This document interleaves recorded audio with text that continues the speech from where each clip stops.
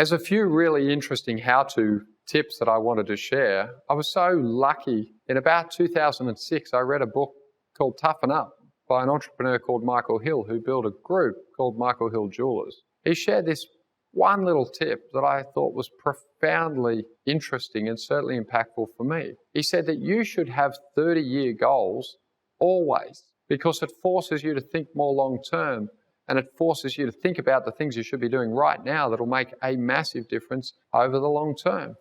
So ever since 2006, I thought I had goals understood.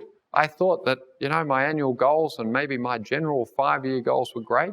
But ever since 2006, when I read that book, I've had this spreadsheet with 30-year goals. Now, recently, I read another book called Gap and the Gain, and it talked about 25-year goals, confirming with many books I've read and many people I've met who've done well at what they do, they are long-term. They have clear goals. Now, you don't always end up where you expected. You don't always end up achieving exactly what you hoped. But what generally happens is you move in the direction of your goals. And if you don't have any, I've noticed that those people without any clear goals, they do keep moving. But as I like to say, not all movement's progress. A lot of people are moving a lot in circles.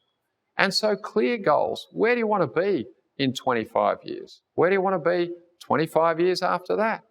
Where do you want to be in 12 months' time? Who do you want to be? What do you want to do? What do you want to have? What do you want to give? And think deeply about those ideas and write them down, stick them in a spreadsheet and save them. Now, if nothing else, you start to influence your own subconscious and it starts to influence you. And good ideas repeated tend to just become realities. There's a very old saint, St. Thomas Aquinas, who said that most of what you see are physical manifestations of spiritual realities. When you build something, you build from a plan. When you paint something, you paint from an idea that's in your mind. When you build a business, you're certainly trying to create something that's in your head, that's in your heart. Nothing happens ultimately for any of us that's deeply constructive without first thinking about what we want it to look like. And so get some goals. Don't think it's just a little list of to-dos. Think more broadly than that.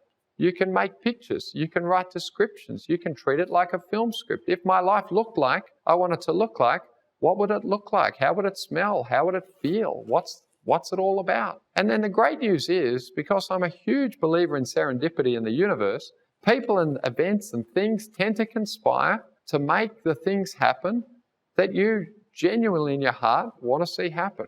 I love to say that the world steps aside for the people that know where they're going, because most people are just drifting around. They're not trying to give you any resistance. If you walk very firmly towards where you're trying to get to, you will find very little resistance, because there's not a whole lot of competition with people that know exactly what they want to do.